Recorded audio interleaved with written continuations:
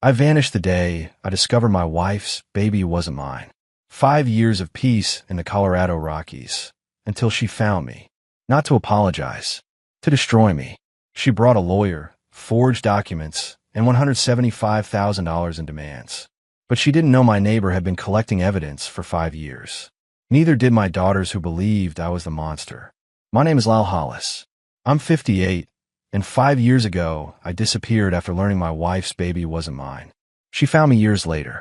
That's when everything fell apart. I was splitting oak behind my cabin outside Durango, Colorado, when I heard the engine. Wrong kind of sound for these mountains. Too smooth. City car. A black SUV with rental plates pulled into my clearing. Nadine stepped out first. My ex-wife wore a cream suit and heels that sank into the mountain dirt. A lawyer climbed out after her. Had to be. Expensive suit, briefcase, that particular aggression. "Hello, Lyle," Nadine said. "We need to talk about what you owe us." I stayed by the woodpile, hand on my axe. Us. Gregory Ashford, representing Mrs. Hollis, the lawyer said. 5 years without contact. 5 years of financial burden on her shoulders alone. "The baby wasn't mine," I said. "She knows that. You were his father for 25 years. Nadine's voice went hard. "You don't get to walk away because I made a mistake. Because you had an affair. Got pregnant. Refused to end it even after I found out." Gregory cleared his throat. "Mrs. Hollis filed documentation when you vanished. Police reports. Evidence of erratic behavior. Her actions to protect assets were justified." My chest tightened. "What actions?" "The house transferred to Mrs. Hollis. Your mill buyout placed in protected accounts. Your retirement liquidated." He smiled. "All documented. All notarized. I never signed anything. We have your signature. County recorded. If you're suggesting forgery, you'll need proof you don't have." Nadine moved closer. "You've been hiding while we struggled. While Juliet wondered why her father abandoned her. My oldest.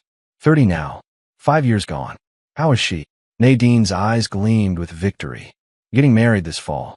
You won't be invited. She doesn't want a father who ran." $175,000, Gregory said. "Support, asset division, damages. Pay it, this ends. Refuse. We file in Mesa County. Public record. Everyone will know what you are." I looked at Nadine. Tried to see the woman I'd married. She was gone.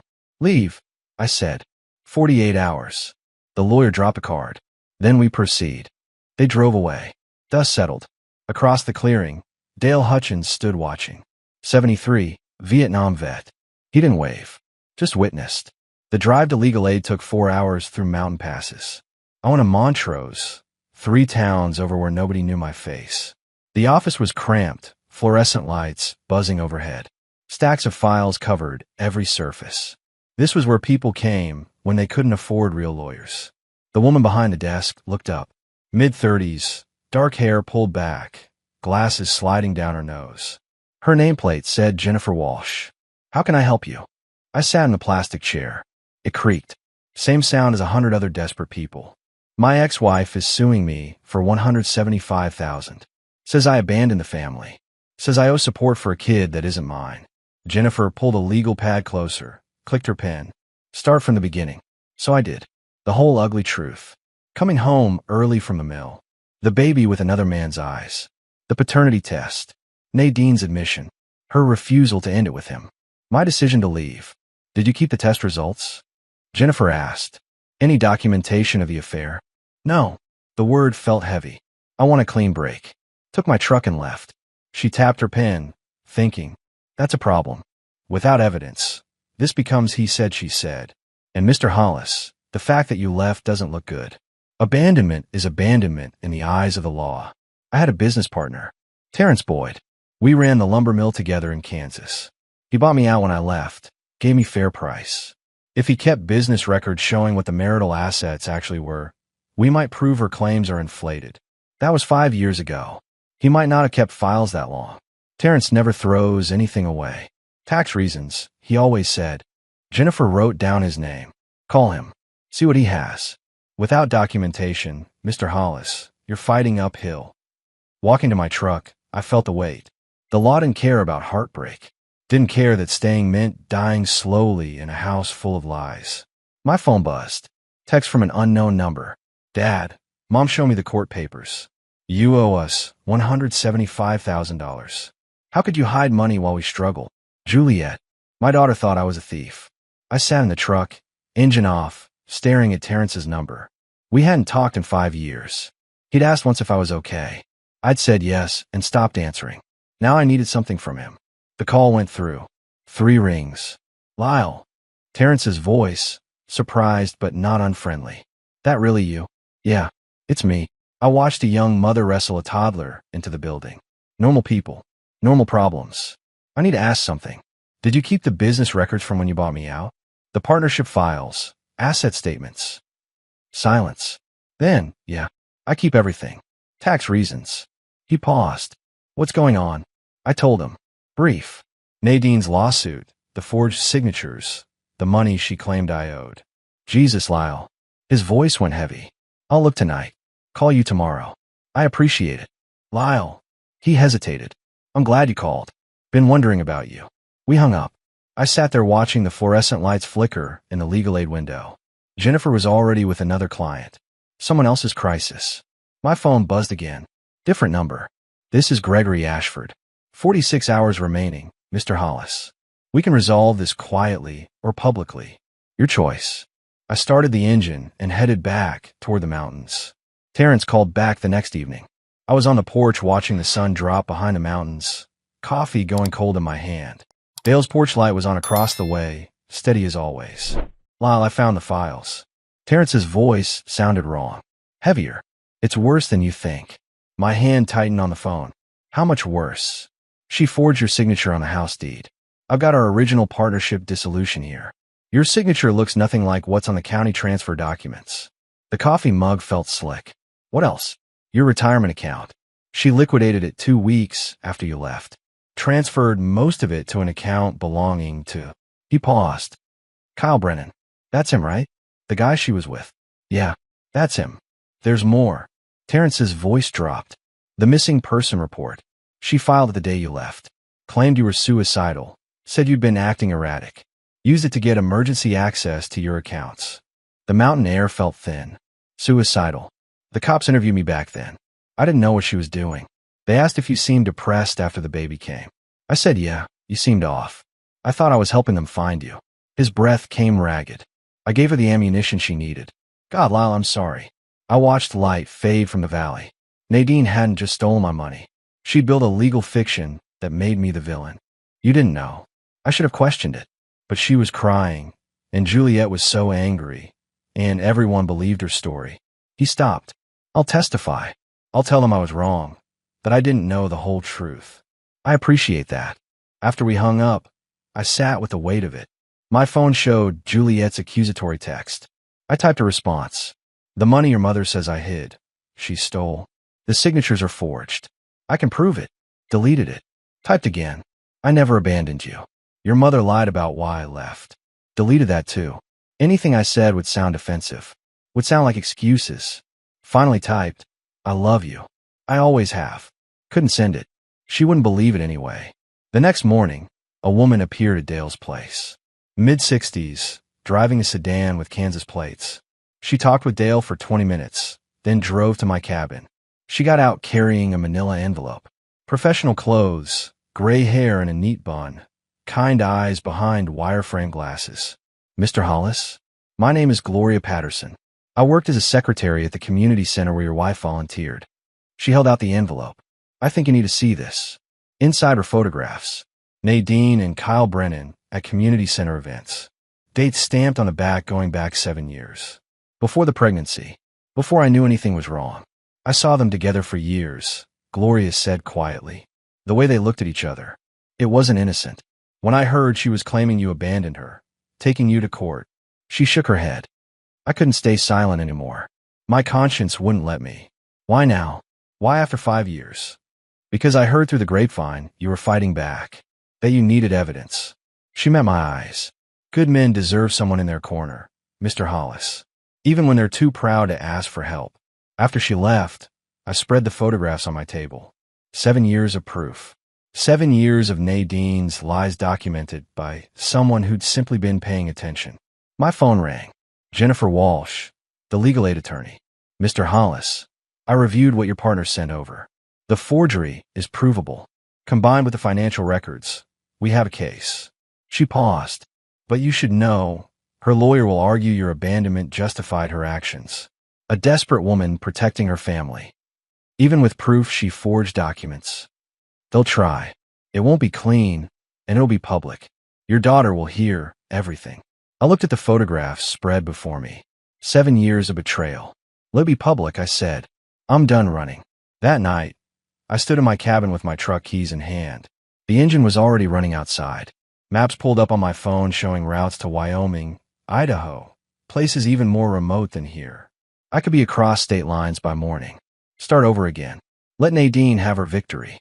Let Juliet keep her simple story about the father who abandoned her. It would be easier. The keys felt heavy. I'd done this before. 5 years ago. Choosing distance over confrontation. It had brought me peace, sure, but also this moment. Running didn't end anything. It just postponed the reckoning. Dale's old pickup pulled into my driveway, blocking me in. He got out slow, carrying something. A metal box I'd never seen before. He tapped on my window. Turn that engine off, Lyle. We need to talk. Dale, I'm leaving. It's what I do. You can leave tomorrow if you still want to. His voice was firm. But first, look at what I brought. I killed the engine. Followed him to the porch. The box was old, scratched, heavy. He unlocked it and lifted the lid. Inside were folders. Dozens of them. Organized, labeled, color-coded tabs. What is this? Dale looked at me with those steady eyes that had seen worse things than domestic betrayal. Your ammunition. I've been collecting it for 5 years. My hands went still. What? 5 years ago, you moved in next door with nothing but a truck and a look I recognized. The look that says, I'm done being where I'm not wanted. He opened the first folder. I had that same look 40 years back when I came here. My wife had an affair. Gave me a choice. Stay and pretend it never happened, or leave and be called the bad guy. The wind picked up, scattering dust across the porch. I left. Dale continued. Never fought back. Never told my side. Spent 40 years wondering if I was a coward. His voice roughened. When I saw you, I decided something. If your story was like mine, you weren't going to face it alone and empty-handed. He pulled out documents, property records, bank statements, photographs, witness statements. You investigated me. I watched. I listened. I drove to Kansas 6 times over 5 years. Talked to your old neighbors, people at your mill, folks who knew you both. He met my eyes. Cost me most of my savings. But I'm old and single. What else am I spending it on? I stared at the mountain of evidence he'd built. 5 years of believing I was worth defending when I'd barely believed it myself. You don't have to fight, Dale said. You can still leave, drive to Wyoming, start fresh. But you don't have to run empty-handed anymore. You got proof now. You've got truth, documented and ready. The keys were still in my hand. Wyoming waited. Idaho waited. Another 5 years of peace earned through distance. But my daughter was out there believing I was a thief. And I had proof I wasn't. I pulled out my phone. Called Jennifer Walsh. I have more documentation, I said when she answered. All of it. Can you meet tomorrow? Dale's hand landed on my shoulder. Firm. Steady. That's how you thank me, he said quietly. By standing your ground. Juliet stood in her mother's garage in Topeka, surrounded by boxes that held pieces of a life she thought she understood. Tom, her fiancé, was helping her search for wedding decorations Nadine swore were stored somewhere back here. This is hopeless, Juliet said, pushing aside a box labeled Christmas 2019. Tom pulled out another unmarked box. What about this one? Inside were tools, old paperwork, a jacket. Juliet lifted the canvas work jacket, heavy and worn at the elbows. It smelled faintly of sawdust and something else that tugged at memory. Is that your dad's? Tom asked. Nadine appeared in the doorway. Why are you going through that? Just throw it away. The sharpness in her mother's voice made Juliet look up. I was just. Throw it away or donate it. I don't care. I don't want it in my house. Nadine's face had gone tight. After she left, Tom looked at Juliet. That was weird. Yeah. Juliet held the jacket, feeling its weight. Something fell off. She took it home instead of donating it. 3 days later, trying on for no reason she could name, her hand found the inner pocket. Something crumpled inside the lining. A receipt. Yellowed, folded small. Kansas Medical Laboratory. Paternity test. Results ready for pickup. The date was 5 years ago, 6 weeks before her father left. Juliet sat on her bed, the receipt shaking in her hands. She'd been 25 that year. The test wasn't about her. Her mother had been pregnant when Dad left. Juliet remembered the tension, the whispered arguments, then nothing. Dad just gone. The baby was born 7 months later. Her half-brother, living with Mom and Kyle now. She pulled out her phone, searched. Can you get paternity test while pregnant? Answer: yes. Prenatal paternity test, available after 7 weeks. Her father had known. Before he left, he'd known the baby wasn't his. Which meant her mother had known too. Juliet called Nadine, trying to keep her voice steady. Mom, where are the photos from 5 years ago? Right before Dad left. Why are you asking about that? Wedding photo album. Tom wants to see what our family looked like. I threw those away. Too painful. Too quick. Too defensive. Juliet hung up, stared at the receipt. All photos from that year gone. Her mother, who kept every school paper, every birthday card, had thrown away an entire year of photographs. Tom found her still sitting there an hour later. You okay? I found something. She showed him the receipt. A paternity test from right before Dad left. Mom was pregnant. The baby, Kyle's kid. Tom read it, understanding dawning. Your dad knew. The test proves it. Juliet's voice faltered. I've spent 5 years hating him, telling everyone he abandoned us. And he had a reason. A real reason. You should ask your dad about this. No. The word came automatic. 5 years of anger, of shame. He had a chance to explain. Did he? Or did you not let him? Juliet found her father's number in Nadine's phone, saved under deadbeat. Texted. I found something in your jacket. A receipt from a medical lab. Paternity test, dated 5 years ago. Hours passed. No response. She was starting to think he wouldn't answer when her phone buzzed. That test proved the child her mother was carrying wasn't mine. She knew the results before I left.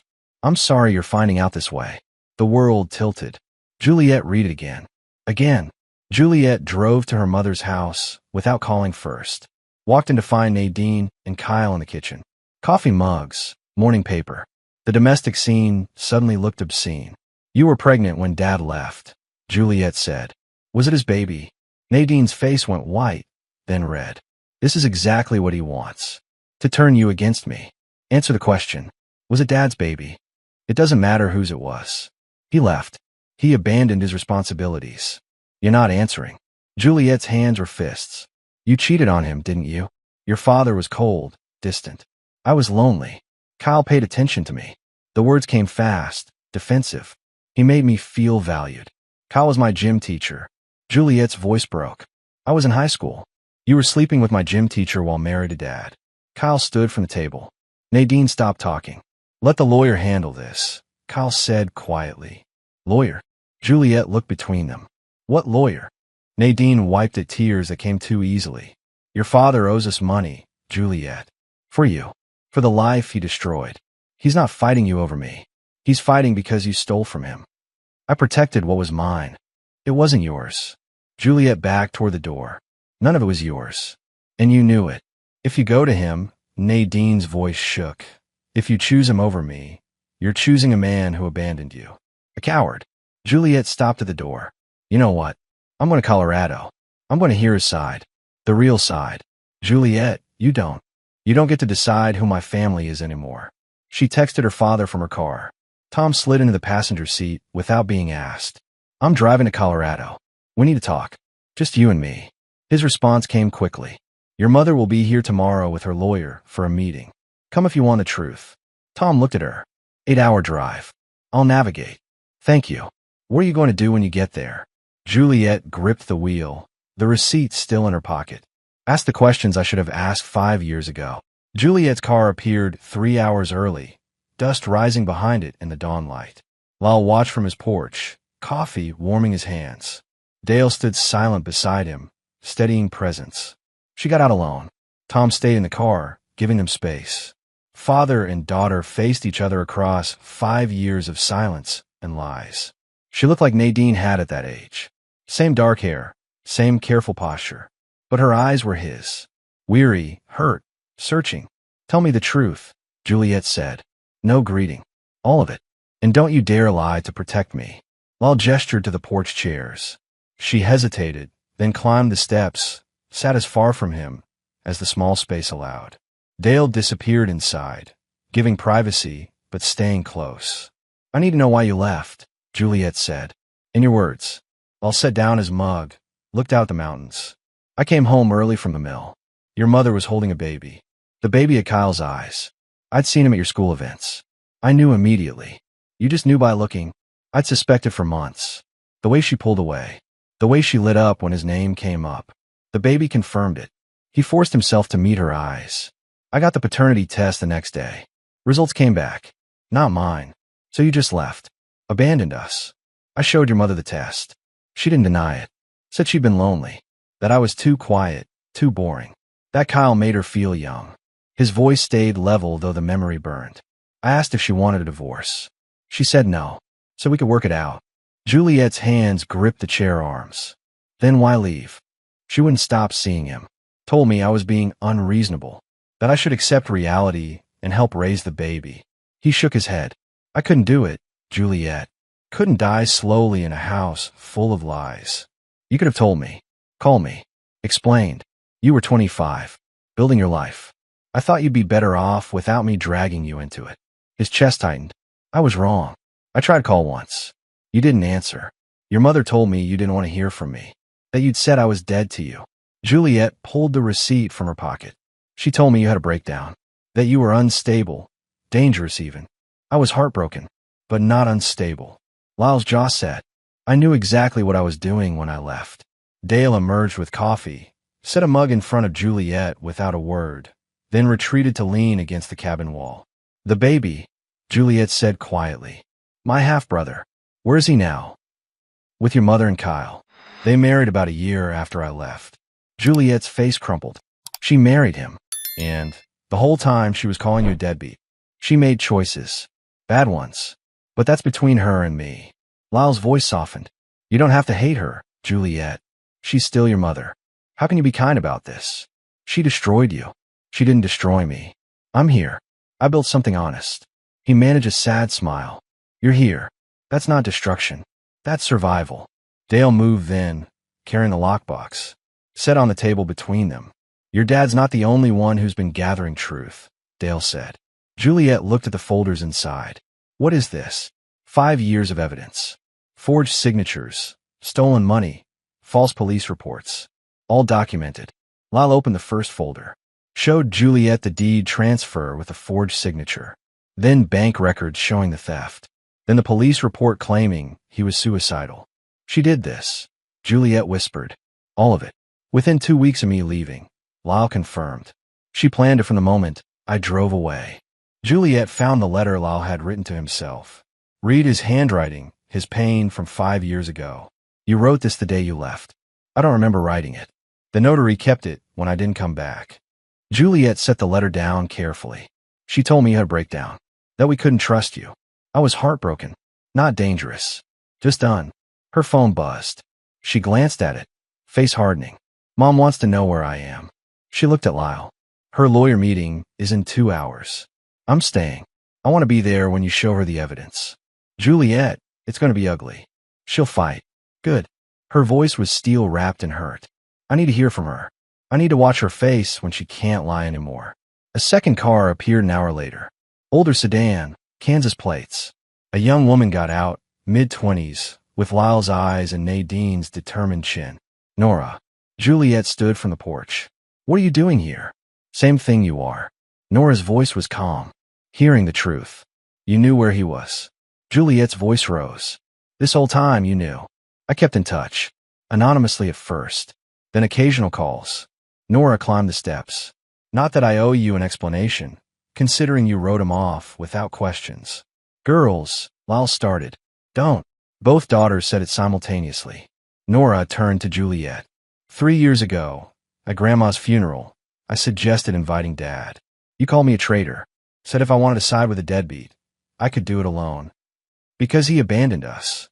Because Mom told you he did. There's a difference. Nora's voice stayed level. I'm a journalist, Jules. I investigate for a living. And what I found didn't match Mom's story. Juliet stared at her younger sister. 3 years of silence between them. You've been in contact with him all along. Someone had to make sure he was okay. Nora looked at their father. Someone had to believe him. Lyle stood between his daughters. Years of separation crystallizing in this moment. Nora came to see me twice, he said quietly. Never pushed for more than I could give. Just wanted to know I was alive. Juliet's anger crumpled into something else. Shame, maybe. Or regret. I should have asked, she whispered. Should have questioned Mom's story. You were her daughter. You're supposed to believe your mother. Lyle's voice was gentle. Even when she's lying. Nora moved closer to Juliet. He disappeared after learning the truth about the baby, Jules. Mom tracked him down 5 years later. Not to apologize. To steal more. The phrasing hung in the air. The same word from the YouTube thumbnail. Now spoken between sisters. I know. Juliet pulled out the paternity test receipt. I found this. That's why I'm here. Nora looked at the yellowed paper, then at her sister. 3 years of hurt and distance between them. I'm sorry I called you a traitor, Juliet said. I'm sorry I let you believe lies for so long. I should have fought harder to make you listen. The sisters stood there, Dale and Lyle watching, as years of manipulation began to crack apart. A black SUV appeared on the mountain road. Nadine and her lawyer. She's here, Nora said. Juliet straightened. Then let's end this. The sisters stood side by side for the first time in 3 years, united finally in seeking truth. Nadine and Gregory Ashford climbed the porch steps like they still held power. But something had changed. Juliet and Nora stood flanking their father, united. Dale leaned against the doorframe, arms crossed. Jennifer Walsh had her evidence organized on the table. What is this? Nadine's voice faltered when she saw both daughters. The reckoning, Nora said simply. Jennifer began without preamble. Mrs. Hollis, we have documentation of multiple felonies. Forgery, fraud, filing false police reports. Would you like to review the evidence before we proceed? Gregory held up a hand. Mrs. Hollis, I need to speak with you privately. No. Lyle's voice was firm. Whatever needs to be said, get said in front of my daughters. They've lived with lies long enough. Jennifer spread the first document. The house deed. Your signature, Mr. Hollis, on the partnership dissolution. She placed the county deed beside it, and the forged signature transferring the house. They're clearly different. Nadine's face went pale. Bank records showing your retirement account liquidated. Funds transferred to Kyle Brennan's account. Jennifer's voice stayed professional. Police report filed the same day Mr. Hollis left, claiming suicidal tendencies. Used to justify emergency financial access. I was protecting my family, Nadine said, but the words sounded hollow. You were covering your tracks, Juliet said. Her voice shook but held firm. I found the paternity test receipt, Mom. In Dad's jacket. The one you told me to throw away. Nadine's eyes widened. Juliet, you don't understand. I understand you had an affair. Got pregnant. Then destroyed Dad when he refused to pretend it didn't happen. Nora stepped forward. I've been investigating you for 2 years, Mom. I have emails between you and Kyle going back 7 years. Plans to be together once you handled Dad. That's a direct quote. You were spying on me. Nadine's voice rose. I was finding the truth you refused to tell. Nora's voice was ice. Someone had to. Gregory Ashford stood abruptly. Mrs. Hollis, I'm withdrawing from representation. You need criminal defense, not civil counsel. He gathered his briefcase. I was not informed of fraudulent documents. This firm cannot be associated with. You're abandoning me? Nadine's voice pitched higher. I'm protecting my license. He left without another word. The silence that followed was profound. Kyle appeared at the bottom of the steps, drawn by the raised voices. He took one look at the scene and started backing toward his car. Don't you dare, Juliet called down to him. You don't get to run. He stopped, shoulders hunched. Did you know? Juliet asked. About the forged documents? The stolen money. Kyle's silence was answer enough. Get off this property, Lyle said quietly. Both of you. And Kyle, if I see you around my daughters again, we'll have a different kind of conversation. The threat was mild, but the steel behind it was unmistakable. Kyle scrambled to his car. Nadine stood alone on the porch, her carefully constructed world crumbling. I did what I had to do. You did what you wanted, Lyle corrected. There's a difference. What happens now? Nadine looked at Jennifer. You have two options.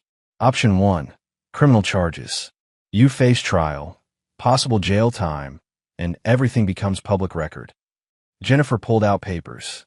Option 2, you sign a full confession, return all stolen funds, publicly admit to the fraud, and we settle for restitution instead of prosecution.